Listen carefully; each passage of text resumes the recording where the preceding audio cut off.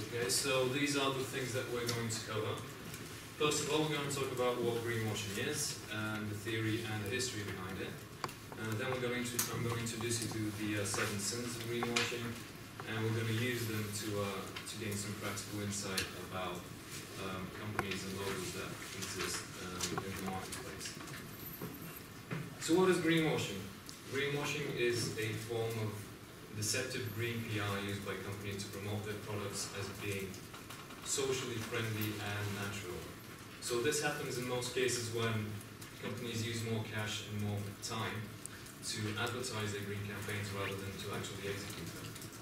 So from a marketing perspective, this can be seen as an above-the-line advertising approach because they use TV ads, radio ads, billboards, and general branding to put forward the image of the company. So how did it all start? In the mid-1960s, the environmental movement gained momentum. So the first Earth Day was held on the 22nd of April 1970. These things led to the creation of a new consumer culture, one in which the consumer is actually conscious about the decisions they make in the buying process.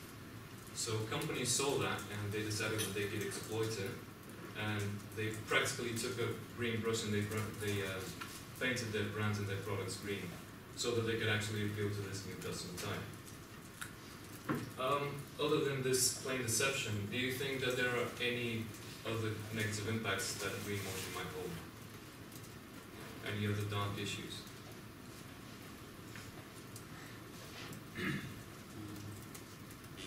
Yep.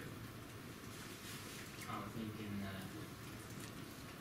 the case of, for example, oil companies, they obviously claim themselves that they have their logos green in the case of BP,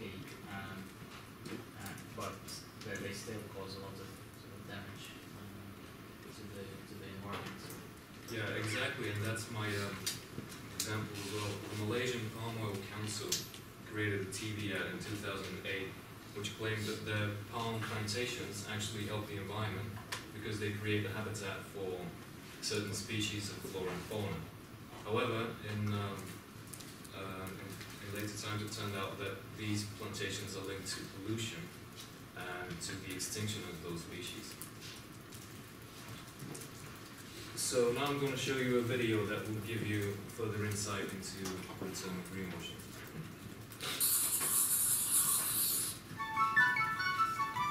Greenwashing, the public relations art of pretending to care about the environment when you might actually be destroying it. Nowadays, not being green is such a corporate faux pas, billionaires have to at least talk the talk on climate change, even if instead of walking it, they're taking private jets. It's acting like you're acting, the Keanu Reeves method of environmentalism. It's why companies slap labels on products that say things like eco-friendly, sustainably harvested, 100% recycled, even if they're not. Who's checking anyway? Rest your ice cap conscious heads, dear consumers, knowing you're saving the planet by buying more. It's a car company that co-ops Dr. Seuss's tree-hugging Lorax, or the Mr. Burns of chemical companies touting green and sustainable tech. It's the bohemian 1%er behind an airline pledging $3 billion for renewable energy research and falling short, all while expanding his fleet. And the oil company responsible for the worst spill in U.S. history investing in so-called renewable energy. Because it's not BP anymore. It's beyond petroleum. Yeah. And McDonald's is beyond calories. Even some organizations claiming to help the planet have investments in dirty energy. Where does it end? And what will be left to spin as climate change spins out of control? Want more? Download the... Okay, so in order to understand how companies deceive us, we can have a look at the 7 sins of greenwashing, which are in your handouts to be back.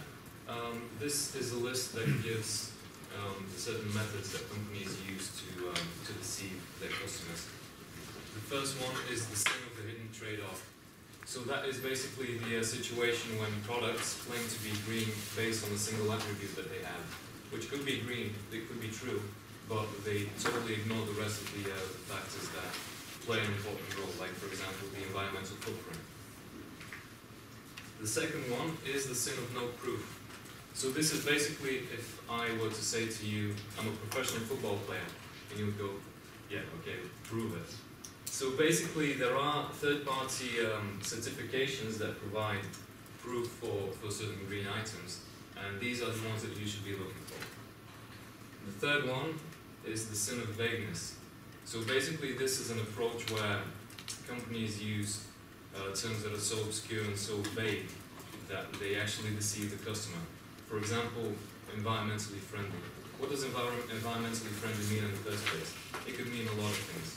And that's why companies use them, because when a consumer sees environmentally friendly, they think, well, it has environment, it has friendly, so it must be okay. The fourth one is the sin of irrelevance. So this is basically if I took this water bottle and decided to sell it, I would put a label on it that says, this is a water bottle. So basically, these are claims that have no meaning to the customer whatsoever, and they don't bring value and they don't give you information. Next is the sin of the two of lesser evils. So basically, this is a comparison between two products, for example. Product A says that it's better than product B because it's more environmentally friendly. However, they completely ignore the fact that they're not healthy, they're polluting, and they're not good for the environment to begin with. The sixth one is the sin of fibbing. In this case, claims are made that are actually false, they're not true. So basically, they're like this, on this picture here, you can see that the red box is actually, it has a label on it that says green, which is a total lie. And last but not least, is the sin of worshipping false labels. So let's say, for example, I want to create a new brand, and I decided I want to make it green. So I go on Photoshop and I create a green logo and just place it on my product. A lot of companies do that, and customers get blown away from time to time because there are so many green logos out there that they can't actually figure out which one is real and which one is greenwashed. So now I'm going to show you a video that will give you further insight into the sins and will give you more practical examples.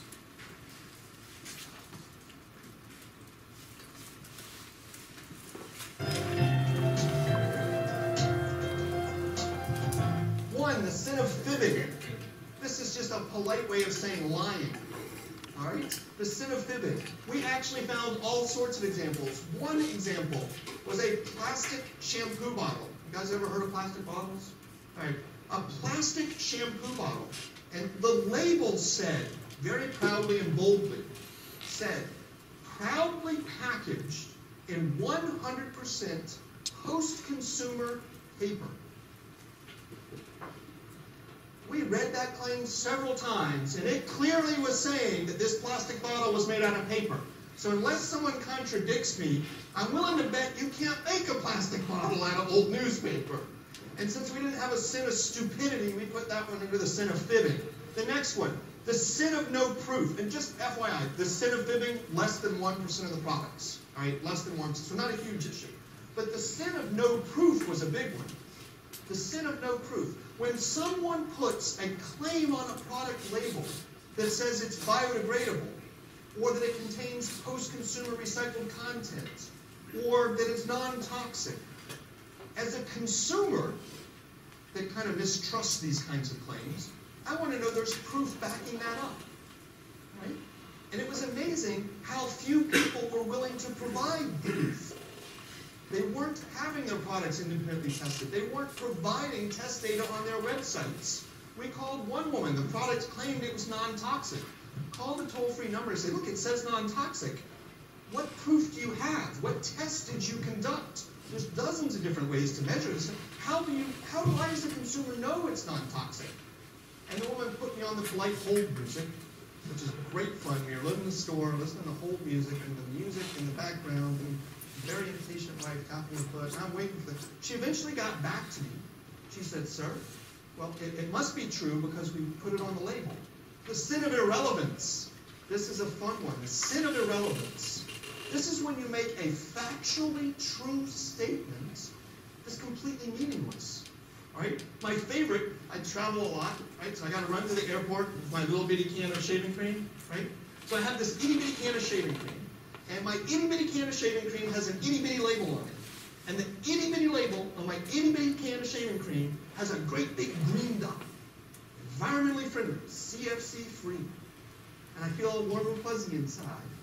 Until I remember, you know, CFCs, right? Ozone layer, I feel all warm and fuzzy until I remember that CFCs were legally banned in 1978. It's against the law to have CFCs in that can. Yet there they are, proud green dots, saying, give me some green love. The sin of the hidden trade-off. Now here's kind of a fun little sin.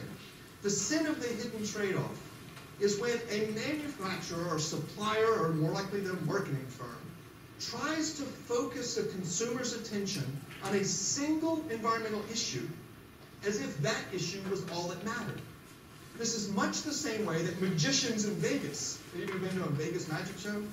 Right? It's the way the magicians in Vegas focus your attention on one end so you don't see what the other one is doing. All right? The sin of the hidden trade-off. We'll find things like paper products, right? Aluminum paper. It's got recycled content in it. Look, my paper's got recycled content. It's got some recycled content in it. Isn't that cool? But completely ignoring broader issues like the manufacturing process. And if it's 30% post-consumer recycled content, what's the other 70%? The sin of vagueness. This one's kind of fairly easy to spot. There's all sorts. What the heck does eco-friendly mean? Right? These broad, vague claims are completely worthless. All right? 100% natural. That sounds good, right? Until you realize that rattlesnake venom is 100% natural.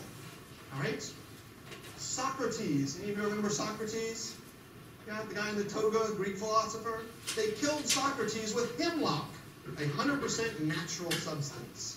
All right? So using these big, broad claims that the consumers are kind of misunderstanding as meaning safe or meaning more environmentally preferable, which isn't necessarily true. And the last one, this is the one that still gives me pause.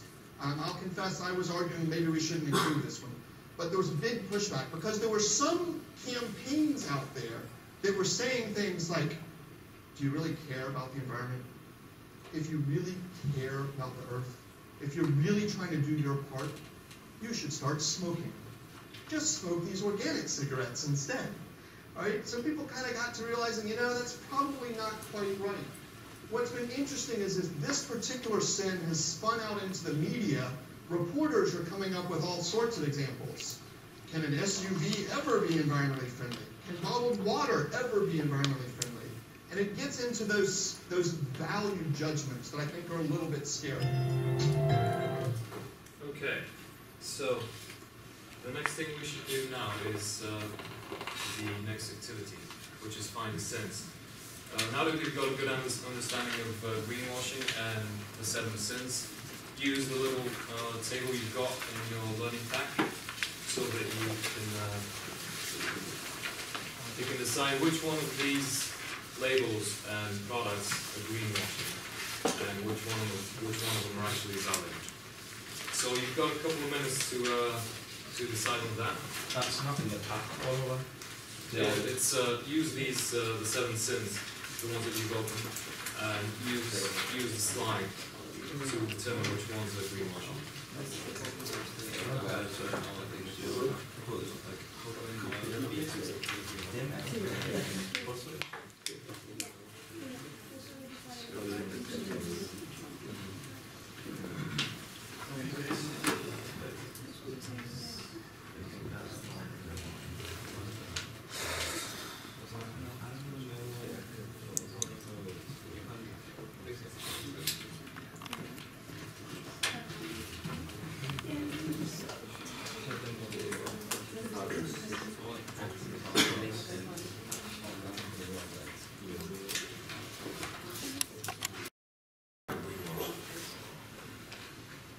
Yeah, go ahead. Code Life is probably kind of greenwashing because it's still, like, it's not very good for you.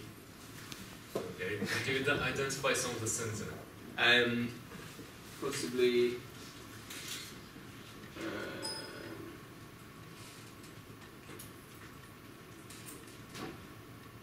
maybe the lesser of two evils. It's like, it's saying we've taken out sugar, but it's still kind of, still far from being healthy. Yeah. Exactly, yeah. Anyone else? Yeah,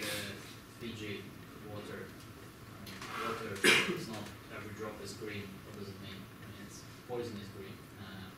But they still put it in a plastic bottle, which is small and still pollutes the oceans, the landfill and everything. So it's not really green at all. Exactly. Yeah. Okay, so maybe one more. Who else would want to go? Come on, guys. There's no wrong answer here. I think a lot of them, like the Huggies, like pure and natural, and then number one, there's a lot of it just vagueness. Like you're saying, like, what is natural and like, is that good and bad? Yeah, well done. So basically, yeah, you can find more information about the answers online, and I'm just breaking them down so they can see which ones are the good ones and which are the bad ones. So you can basically, when you go to Greenwashing on our website, you'll see further information, and you can read a little bit more about each of the brands that we've talked about.